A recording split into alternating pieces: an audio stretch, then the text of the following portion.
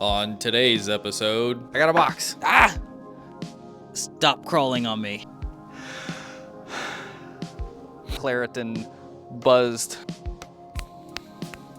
Let's first go over the parts that I've got. I got this Chase Bays radiator. If you've been watching this channel for a while, you know that I've actually had this thing for a while and I had it fitted. I've just been sitting on it. I got a filler neck, which has to go on the radiator. And I got this coolant overflow tank, which is going to be necessary because I'm deleting the factory vacuum evap system. So instead of having like an expansion tank for the coolant, we've just got that that's gonna act as sort of like an overflow tank. If that thing fills up here, I can actually show you guys how it works kinda. So it's got all these different ports on it. Here, here, here, here, here, here. So basically I just take one line from this little nipple on the overflow, which is going to go up here on the other side.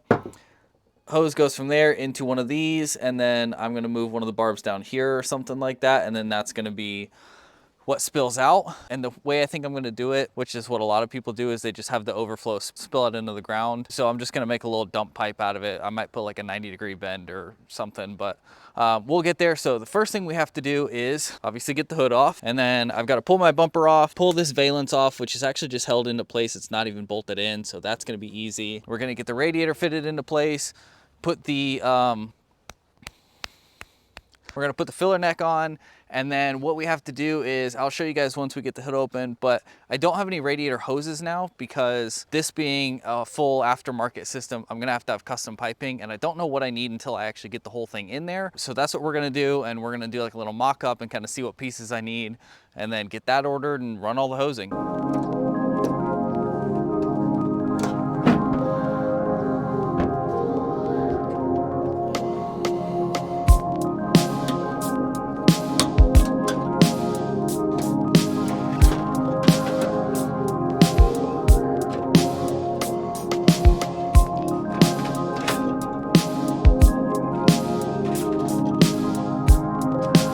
So if you guys aren't familiar, this is normally crash support that I've had to cut out for the Chase Bays radiator because it's so much larger than the OEM one. And it actually tucks into that radiator core support. So let me grab it and I will show you guys what it looks like. So it essentially just sits right here, and I'm kind of thinking about maybe having to modify it a little bit, but let's see. No, that's actually pretty flush on the inside, so I'm going to keep it there. Yeah, that'd be perfect. Okay. So now I need to just grab some hardware and get the radiator bolted up, and then we're going to put the filler neck on and get some measurements for our hoses. These are not perfect. They're just old hardware, but it should work for now. I want to get new hardware for it anyway. And I don't know how well you guys can tell from here, but there are these little angled support tabs on the radiator, and they actually hit this cross section, so I need it spaced out a little bit.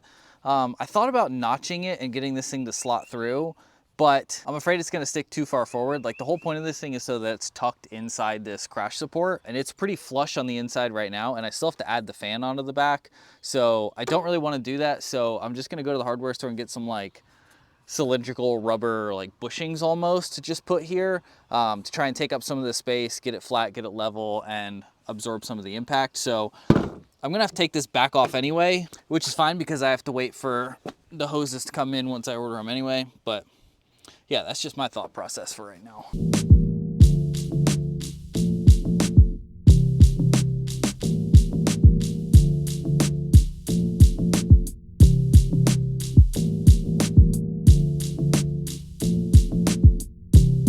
That's good enough for now. So now that this is in place, and you guys can see really just kind of how flush this thing sits. I guess it could go back a little bit. I kind of like the way it sits. Oh God, this cord's getting caught on everything. So right here is where we have to put the filler neck. So this is just like a little rubber plug. So I'm gonna get that out.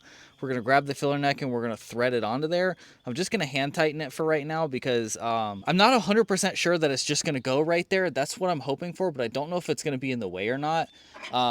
You can see right here is where we have to go to the top of the radiator. So all we have to do is have a hose come off of here and go straight into there, and then off of here is gonna go down to the bottom. So it's gonna be really simple routing. It's just one of those things that I can't really do without having everything in place and seeing exactly what I need. So let me grab that filler neck and we'll get that installed. I'm sorry if I seem a little off.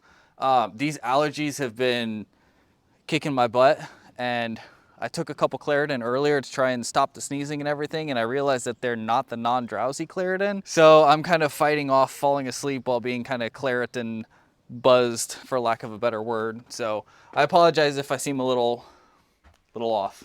So I realized I've actually made a mistake in my parts ordering, but it's okay because I can still make it work. So like I was saying, I was planning on threading the filler neck into here, but I realized I didn't grab a -20AN to -20AN adapter because they're both female threads on the radiator and the filler neck side. So I would need male to male, 20 to 20, so I could thread to one side, then thread a filler neck on it.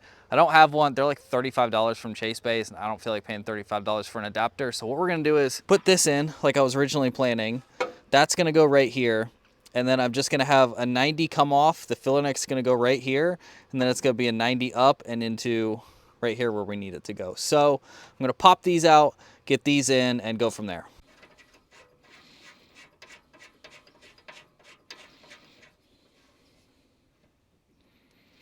So here's what I'm thinking. This will just go kind of like right here somewhere. Because I'll just have a 90 going off of here to here, connecting to either there or a straight piece and having it go over here.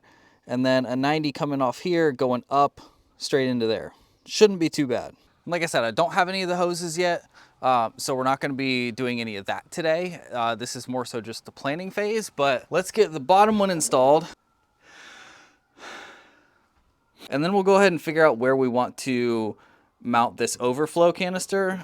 You can see I've also got these that go on whatever side you want, and they actually tell you how full it is. So if you don't run like an overflow drain like I'm going to, you can actually hook these up, and then you can take this thing out, and this is a drain right here. So you could just open that up and drain the whole thing.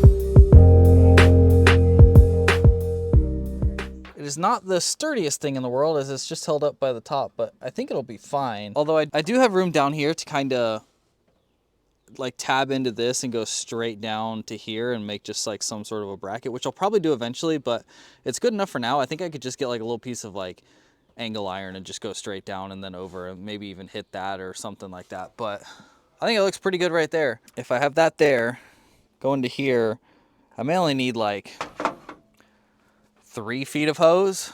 Probably not even that. Ah! Stop crawling on me. So that's good. And then right here, I'm gonna need, I don't know, I don't know if a 45 would be enough. 45 would put it like right there.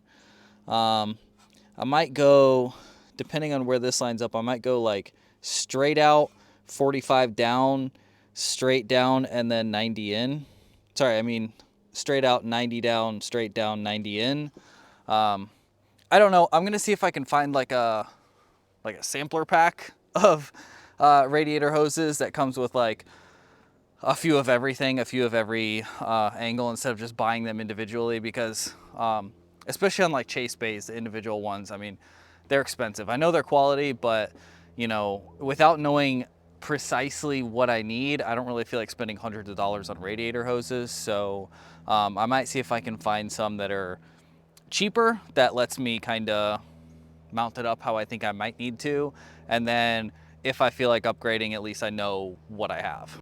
So that's gonna do it for today. I'm gonna get some of these parts ordered, some of the hoses, different barb fitting, bushings, brackets. I'm gonna go to the hardware store, get some stuff like that, just some basics. And I will see you all in a couple days when this stuff gets here. Okay, it's a couple of days later. I am currently trying to dodge the rain. I don't know if you guys can tell or not. So we're gonna try and knock this out. I got a box. In the box,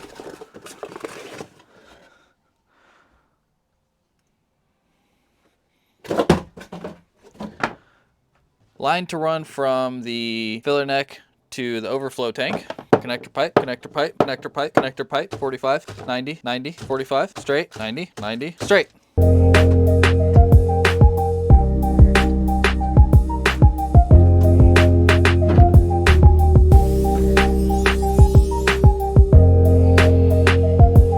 So we've got the filler neck that I'm hoping to put somewhere around here. So I think we should just start with that. So let's try and get a 45 from here to here and see where this ends up and what we need to do coming from here to get to here. Ooh, that sticks out farther than I was hoping. Yeah, that's already not gonna work. Okay, so we're definitely gonna need to trim this down. Going from here. God, that almost seems too big. I think it'll work though. That's gonna be too tall too. So this is gonna need to be cut down. No need to cut those, so let's try the other one, which I was thinking probably is gonna need a 45 here. That should be good. So let's go ahead and do this.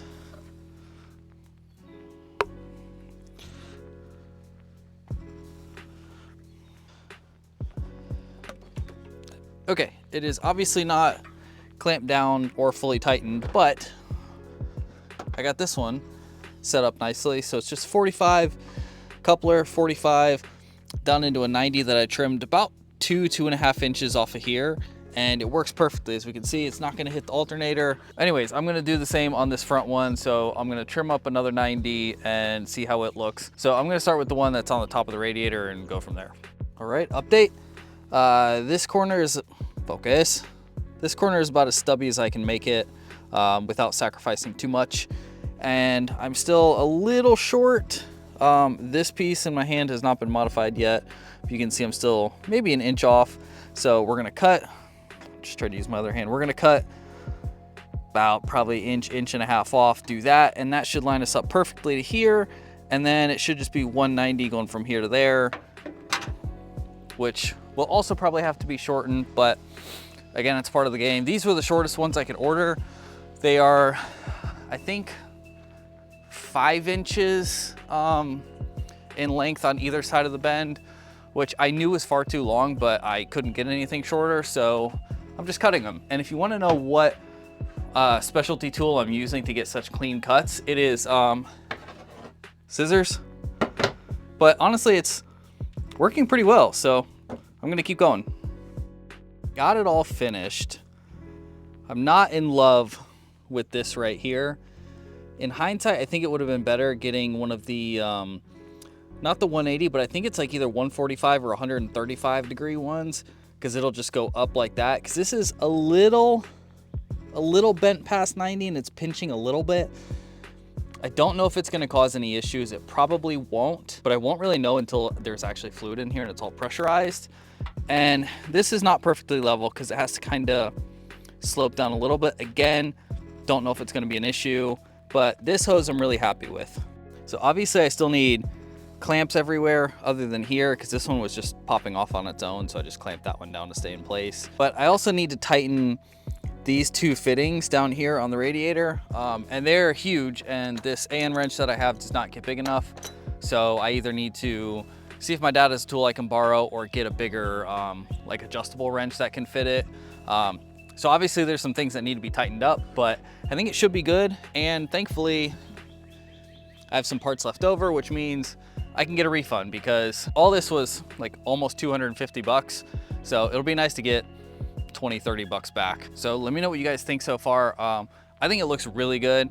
I kind of hate how it says Summit all over it. The ones I chose deliberately didn't say Summit in the picture, but they have it anyway. I'm gonna see if it's a sticker that I can just take off, but I guess it's not the worst thing in the world. I'm not the biggest fan of free advertising, so if I can do away with it, I will. But I will see you guys in a couple days when the other barb fitting gets here. It's Wednesday now, and I think it should be here Saturday. So we'll get that, finish this, and then I'm gonna go ahead and upload this video for you guys so you can watch it. All right, we actually have Friday evening. Thankfully the parts came in today instead of tomorrow on Saturday. So we're gonna go ahead and finish this up real quick.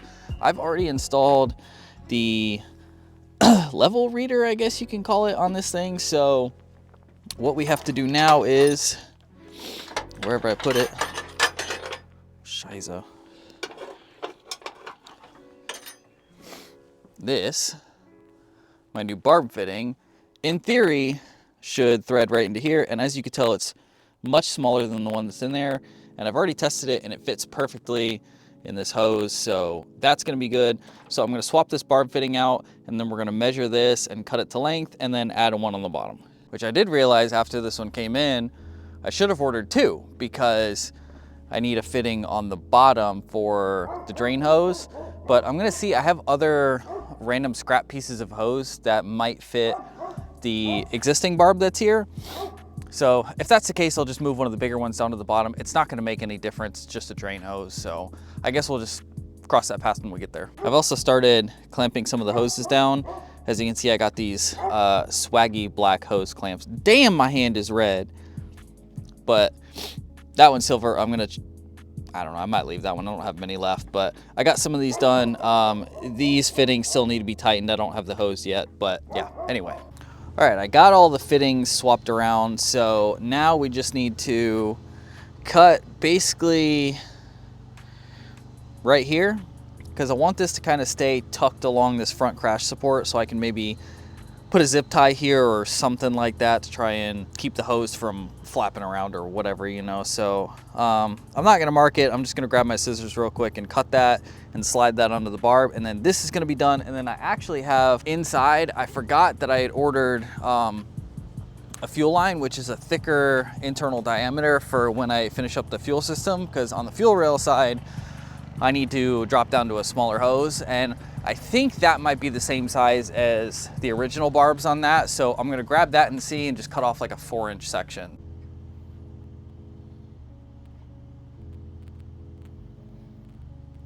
Honestly, it felt a little loose going onto there, so I think I'm gonna throw a tiny hose clamp. It's not gonna hurt anything.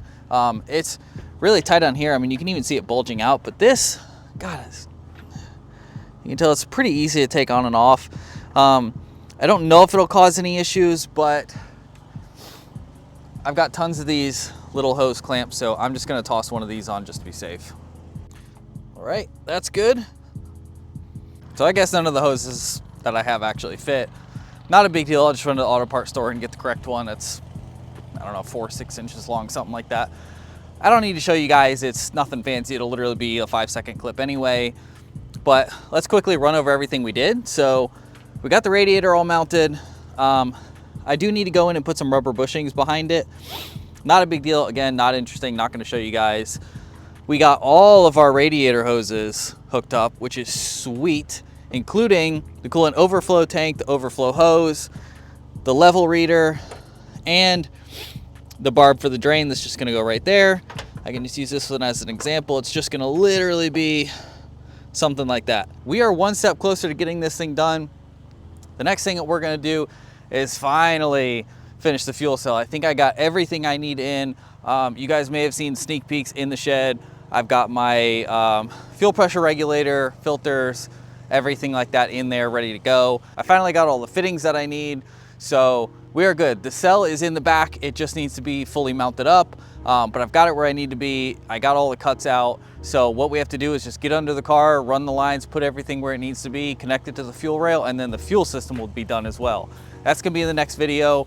That's gonna wrap it up for this one. Thank you all so much for watching if you did make it to the end. I love you, bye.